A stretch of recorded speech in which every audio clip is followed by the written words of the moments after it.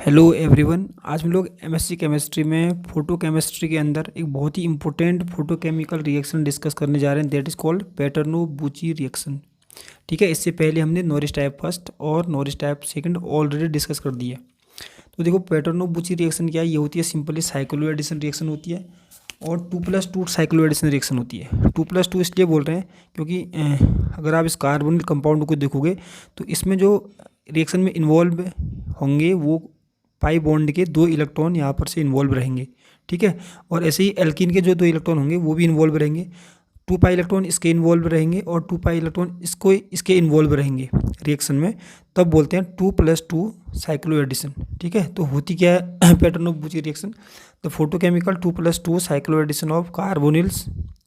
एक चीज़ याद रखना कि पेटर्नो-बुची रिएक्शन में एक रिएक्टेंट हमेशा क्या होगा? कार्बोनिल कंपाउंड होगा। ठीक है, कार्बोनिल कंपाउंड के साथ 2+2 साइक्लो एडिशन हो गया। किसके किसके साथ होगा? एल्किन के साथ या डाइंस के साथ या एल्काइंस के साथ, जिससे क्या बनता है? ऑक्सीटीन एक रिंग होती है हेटेरोसाइक्लिक 4 मेंबर रिंग, वो फॉर्मेशन होती है।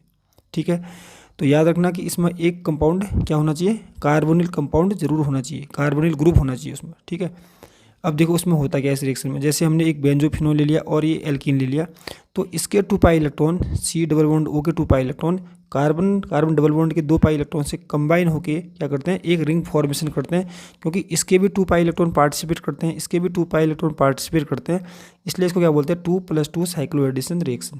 ठीक है, क्योंकि साइक्लिक एडिशन होता है। ऐसा भी बोल सकते हैं कि ये इंटरमोलिकुलर साइक्लो एडिशन रिएक्शन होती है। ठीक है, अब इस रिएक्शन में होता क्या है देखते हैं। In this reaction oxygen atom of ketone, जैसे इसकी बात कर रहा है, oxygen atom of ketone N2, इसमें आपको पता होना चाहिए कि जो कार्बोनिल ग्रुप होता है सी डबल बॉन्ड ओ वाला, इसमें 2 टाइप के ट्रांजिशन होते हैं। एक होता है N2 पाई स्टार ट्रांजिशन, एक होता है पाई टू पाई स्टार ट्रांजिशन। ठीक है, पर N2 पाई स्टार ट्रांजिशन की एनर्जी थोड़ा सा कम होती है, तो इसलिए N2 पाई स्टार ट्रांजिशन ज़्यादा फेवरेबल होता है। ठीक है, तो क्या लिखा in this reaction oxygen atom of ketone, इसमें क्या लिखा है? 3 का मतलब क्या है? Triplet state. ठीक है, अगर 1 लिखा होता तो क्या होता है? Singlet state.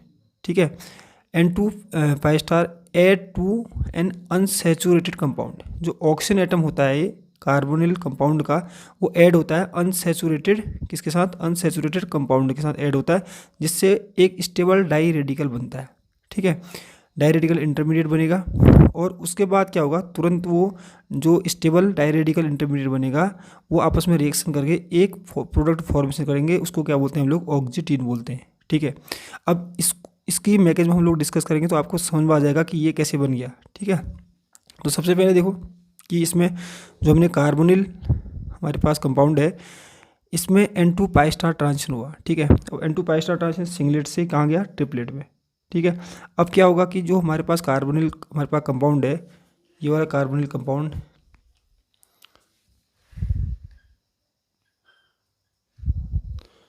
एक मिनट में इसको पूरा दिखाता हूँ आपको पूरी मैकेनिज्म के साथ में। तो जो हमारे पास कौन सा वाला है? ये वाला कार्बोनिल कंपाउंड है, मैंने इसको ऐसे लिख दिया CaC6H5, सेम ऐसे लिख यही है ये। ठीक है, अब इसमें मैंने ऐड किसका कर दिया? जो हमने इसके साथ एल्कीन लिया था, ये एल्कीन ऐसे लिख दिया। ठीक है, अब उससे क्या होता है मैं बता रहा हूँ, क्योंकि अगर होमोलैटिक बॉन्ड क्लीवेज होता है तो एक इलेक्ट्रॉन यहाँ जाएगा। ठीक है, एक इलेक्ट्रॉन यहाँ जाएगा, सेम इसका भी एक इलेक्ट्रॉन यहाँ ऑक्सीजन पर जुड़ेगा, एक इलेक्ट्रॉन इस कार्बन पर आएगा। ठीक है, तो एक इलेक्ट्रॉन और एक इलेक्ट्रॉन ये बॉन्ड फॉर्मेशन कर लेते हैं।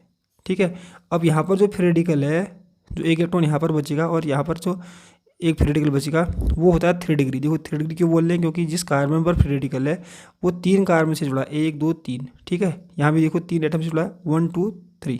तो ये जो होते हैं दोनों के दोनों इंटरमीडिएट जो बनते हैं यहाँ पर फ्री रेडिकल, वो होते हैं स्टेबल होते हैं। ठीक है, अब ये स्टेबल फ्री रेडिकल क्या करेंगे आपस में? देखो अभी जो स्पिन है इलेक्ट्रॉन की स्पिन क्या है? पैरेलल है, मतलब कि एक ही डायरेक्शन में जा रहा है। पर आपको एक चीज़ पता होना चाहिए कि जब इलेक्ट्रॉन की स्पिन पैरेलल होती है या एक ही डायरेक्शन में अगर इलेक्ट्रॉन जा रहे होते हैं तो तब बॉन्ड फॉर्मेशन नहीं होता है। ठीक है, तो हमने इसकी जो स्पिन है इसको इन्वर्ट करना पड़ेगा, उसको बोलते हैं हम लोग स्पिन इन्वर्जन। तो स्पिन इन्वर्जन से क्या हुआ कि एक इलेक्ट्रॉन यहाँ से, अब देखो स्पिन क्या होगी? अपोजिट होगी, एक ऊपर जा रहा है तो एक नीचे जा रहा है। अब यहाँ पर बॉन्ड फॉर्मेशन होता है, तो एक इलेक्ट्रॉन इसका कंबाइन करके यहाँ पर बॉन्ड फॉर्मेशन कर लेंगे तो क्या बन जाएगा? ऑक्सीटीन बन जाएगा। ठीक है, अब इसलिए हम दूसरे एग्जाम्पल ले सकते हैं। यहाँ पर देखो जैसे ये है,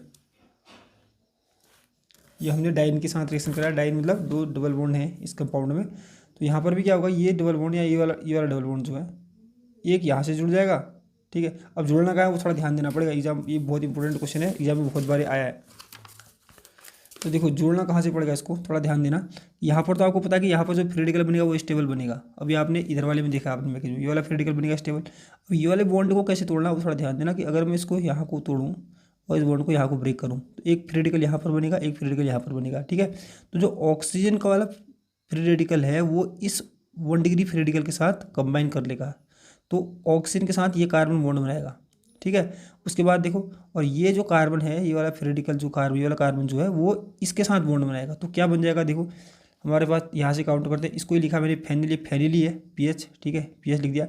उसके बाद देखो इसको मैं 1 दे दूँ तो ये वाला कार्बन मेरा क्या 1 है, ठीक है। इसमें मैं इसको 1 दूँ, ठीक है, इसको 2 दूंगा, इसको 3 कार्बन मार रहा हूँ खाली आपको समझाने के लिए। तो ध्यान देना हमारे पास जो 1 कार्बन है ये वाला, ये 1 कार्बन किसके साथ रिएक्शन करने वाला है, 2 के साथ, ठीक है। ये 1 कार्बन 2 के साथ करेगा। और अगर मैं ऑक्सीजन को कुछ मान लूँ, कोई नंबर मान लूँ, सपोज करो मैं एक्स मान लूँ इसको, ठीक है, एक्स मान लूँ, तो एक्स वाला कार्बन किसके साथ कंबाइन कर रहा है 1 के साथ। यहाँ पर 1 ये देख सकते हो, तो ऑक्सीजन और 1 के बीच में बॉन्ड बना है, मतलब 1 के बीच में और ऑक्सीजन के बीच में क्या वाला बॉन्ड बना है, ये हो गया, ठीक है। उसके बाद यहाँ को चलेंगे, यहाँ को चलने के बाद मतलब यहाँ पहुँच गए हम लोग, 2 कार्बन, तो ये वाला 2 कार्बन है, ठीक है, 2 कार्बन है। 2 कार्बन के साथ एक एल्काइल ग्रुप है वो यहाँ दिख रहा है, ठीक है। और उसके बाद सिंगल बॉन्ड है वो यहाँ दिख रहा है। उसके बाद सेम टू सेम ये है, ठीक हो गया ना। तो ये थोड़ा ध्यान देना है कि स्टेबल फ्री रेडिकल से स्टेबल फ्री रेडिकल कंबाइन करना चाहिए। सेम यहाँ पर भी वही पोजीशन है, यहाँ पर तो एक ही जैसे फ्री रेडिकल है तो आप कहीं से भी कंबाइन कर लो, कि इसके साथ कंबाइन करना पड़ेगा, ठीक है, इसके साथ नहीं, इसके साथ। अब देखो क्यों, क्योंकि यहाँ पर तो एक ही जैसे फ्री रेडिकल बनेगा। अगर इसको बॉन्ड को ब्रेक करते हैं सपोज दैट, यहाँ पर एक इलेक्ट्रॉन आएगा 2 डिग्री, यहाँ पर एक इलेक्ट्रॉन आएगा वो भी 2 डिग्री, क्योंकि ये वाला फ्री रेडिकल 2 कार्बन से जुड़ा हुआ, एक और 2 से, ठीक है, ये और दिख रहा। अगर मैं यहाँ को बॉन्ड ब्रेक करूँ और यहाँ को बॉन्ड ब्रेक करूँ तो यहाँ से एक 3 डिग्री बनेगा। 3 डिग्री क्यों, क्योंकि यहाँ पर जो फ्री रेडिकल है वो 1 2 3 कार्बन से जुड़ा होगा, ठीक है। यहाँ पर ये 2 डिग्री बनेगा, तो 3 डिग्री वाले फ्री रेडिकल से, मतलब इसको मैं 1 दे रहा हूँ तो ये इसके साथ कंबाइन करके, याद रखना इसके साथ, ठीक है। तो इस कार्बन के साथ कौन सा कार्बन है, ये वाला, ठीक है। इसके 2 ये हैं CH3 ये होगा CH3। उसके बाद जो ये 1 वाला है कह रहा हूँ, ये यहाँ डायरेक्ट यहाँ से यहाँ कंबाइन हो जाएगा, ठीक है। तो थोड़ा ध्यान देना है कि इसमें कैसे बनना करें।